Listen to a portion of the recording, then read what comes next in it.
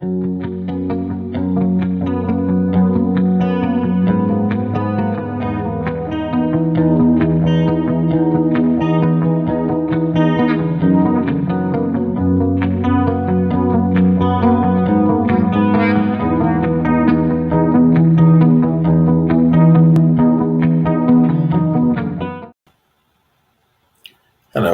welcome to another coffee break with Kardec. So grab your tea, your coffee, hot chocolate, or cold drink, whatever you want, and then let's enjoy this 15 minutes where we'll be talking about the topic for today's healings, according to what Kardec presents in the book of Genesis. And it's very interesting, this topic, and it's very broad one. So the idea here is just to bring the information.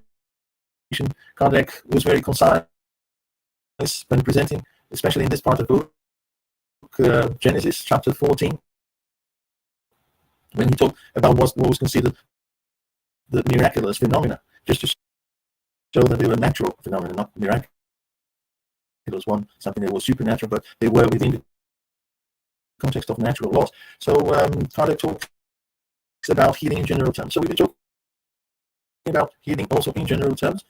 Healing as a process, we can understand healing from two perspectives. The perspective of the person who is ill and the very spirit of that person. And always remember, everything has to do with the universal cosmic fluid, which is the primitive element. And this primitive element is in both corporeal body and the very spirit. And it's just a result of mere transformation of the fluid. So we won't be talking about the effect of the very spirit of the person upon the physical body, and also diseases that affect the physical body, but then the perispirit of the person, being sound, being healthy, is capable of coping with this transformation imposed on a level of cells in the physical body. We'll be talking about the process of donating fluids, healing fluids by someone external.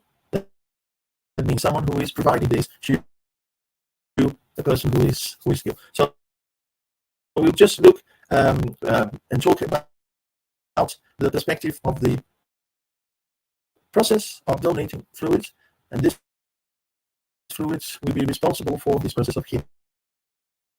Also, there are so many cases of healing that we read in many spiritist books, even in the Bible. Jesus, he performed so many cures, and they were just the natural process of healing. So these fluids, I mean, the physical body is made out of the universal fluid just as much as the very spirit. They are just indifferent. They have just different properties. We can always simplify this, remembering the water and the three main states of the water: vapor, liquid, and solid ice. The physical body we can compare to ice. The very spirit we can compare to this element, which is water vapor, in a more condensed way, which is liquid. It's still liquid, is still flexible, but it's not as hard as compact as a physical body, which is the state of ice, solid block. And then whenever the solid block has got a problem, we can always use this big liquid to mend that, to recover that. And basically, in general ideas, it's a very simplistic example, but we can always think in terms of water to understand it. So the perispirit is also the fluid condensed to a certain degree, and the physical body is the same fluid condensed to the highest degree. So in the healing, the process of healing, in fact, is a way to transfer fluids that will repair the physical body, repair the problem that someone may present. And as we've seen already, there are many qualities of this fluid, and of course the fluid per se has no quality. The quality is according to what the person who is donating the fluid is giving to it. So it depends from person to person, and we can always use this fluid to we supply the physical body with something that the physical body is lacking. So the driving agent may be an incarnate or a discarnate spirit. Maybe a person is donating this fluid to someone else.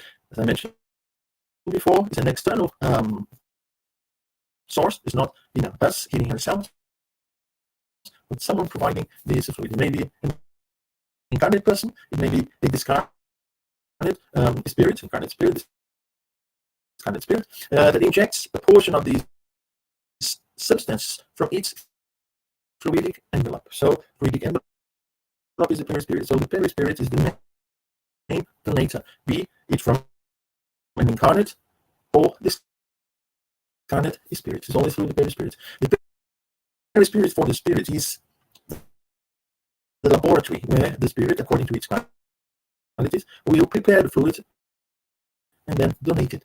And it's interesting because we know that the same laboratory may be used in different ways according to the degree of specialization in inverted commas of the spirit who is manipulating the substances. The spirit which is highly developed, evolved, who has moral qualities, who has a lot of knowledge in terms of manipulating these elements, will be able to provide not only a greater amount of fluid, but also a better quality.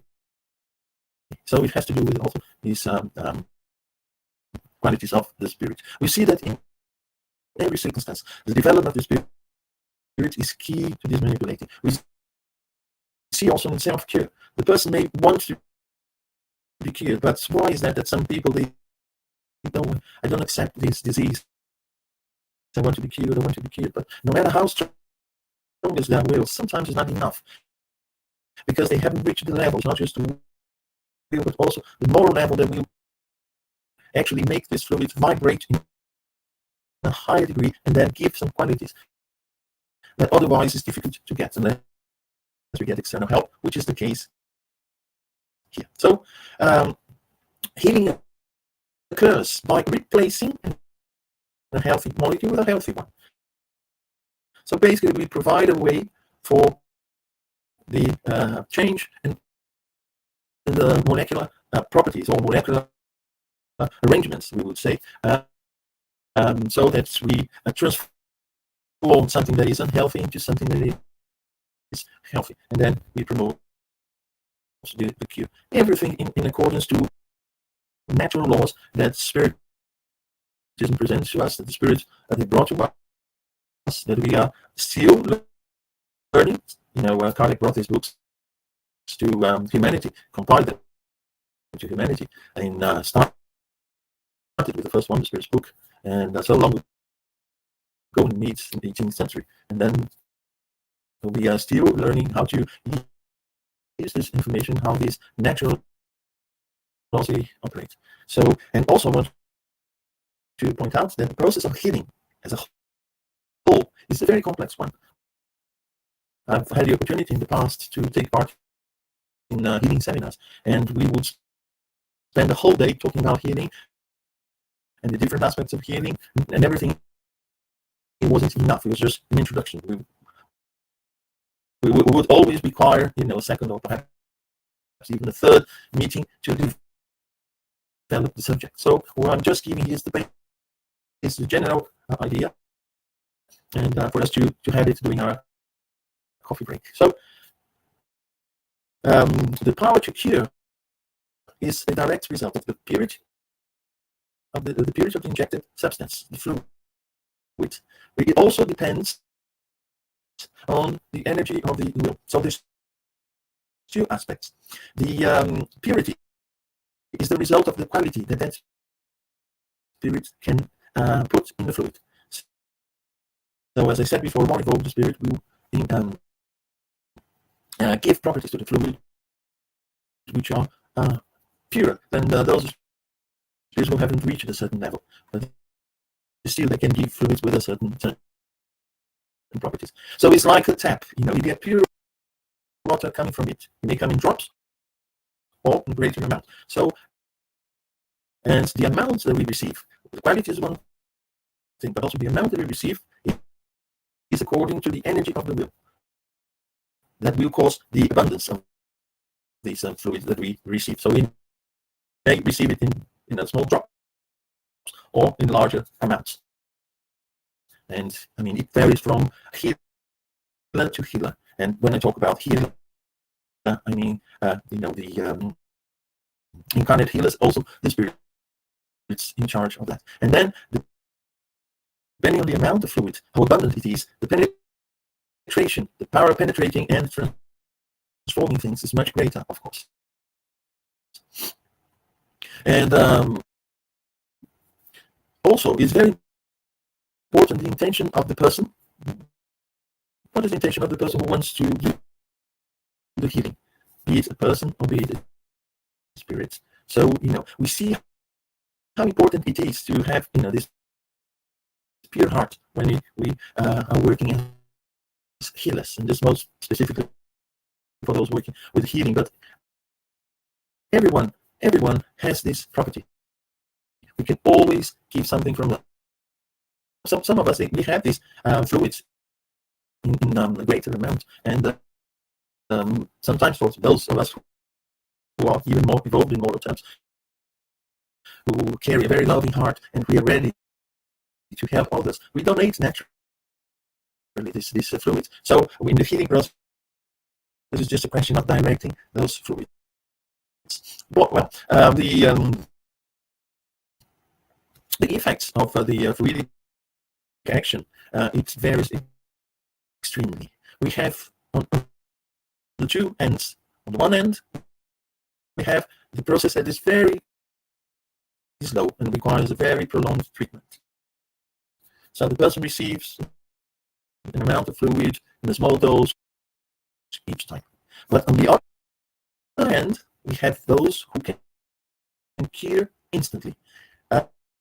Kardec mentions, he says that there are several cases in the Revue Spirit, the Spiritist journal, where they tell about these immediate instant cures. And he attests, he says that there's no question that yes, the process really occurred, and they occurred almost like a quick electric current. And what came into my mind when I read that was actually when people have a cardiac arrest and you bring the defibrillator, it's just a very quick and intense electric shock, and then the person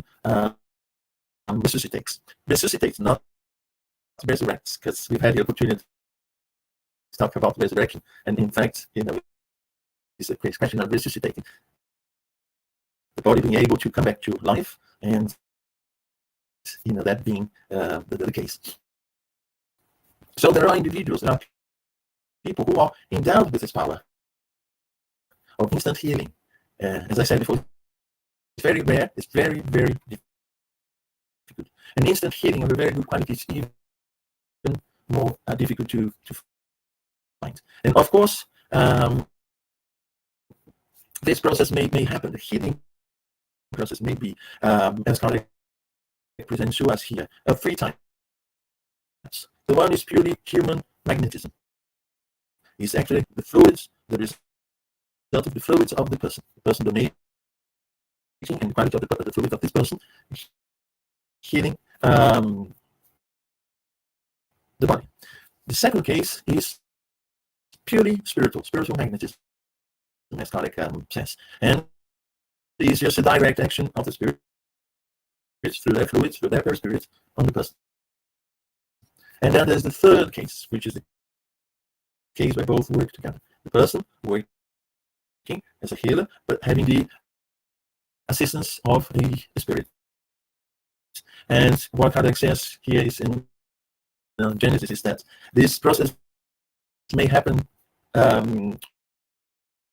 spontaneously, spirits just helping the healer, but in most cases, it actually is after calling for the assistance, the help of the spirits during this process. And it's normally what we see in healing in the spiritist sector when we have the fluidic therapy. In this fluidic therapy, the the healer, the incarnate spirit there is assisted by the spirit, because we always ask for assistance. It's very important to donate with a humble heart, knowing that the results will be according to God's laws and according to what is programmed for that person. But we are donating, we are being charitable in this way of giving our time, giving the best we have in terms of feelings and fluids, of course, to help that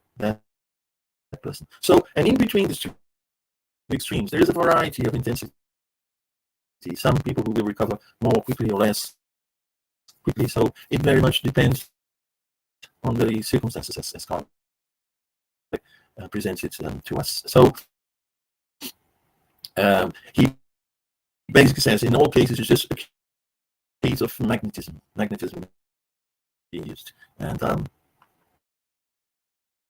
so in general terms, that's the information compiled by Allan Kardec and presented in this chapter, talking about the different processes that are called miraculous processes showing their natural process. Especially, I think I've never seen someone just the laying of hands and then curing a person instantly. I've never seen that kind of thing myself. But we have several cases in the these beats. They're interesting to see. But again, imagine, it should be very, very impressive. The person receiving this instant healing. Of course, it's a very rare combination of circumstances. Also, we should remember that Jesus performed so many cures, so many healing results of his healing. Even in the case of the woman that was bleeding, he was full of these healing fluids, and the woman just dropped some of those fluids, even without Jesus being aware of that. He perceived what happened, but he wasn't aware that someone was using his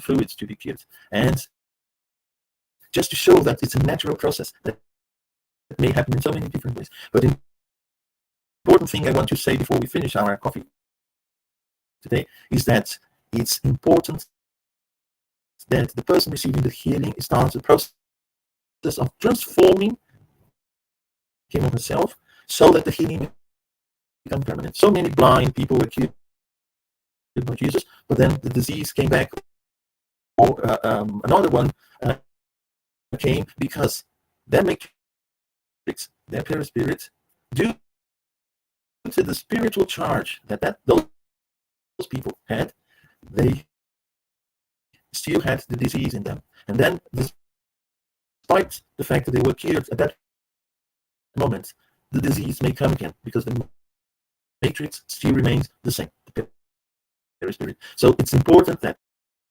when receiving healing, the person who receives it, even if it's a case of a cure, transform him or herself morally, change what is there that is causing the disease, because the disease is very, very, very often caused by something on a very spiritual level.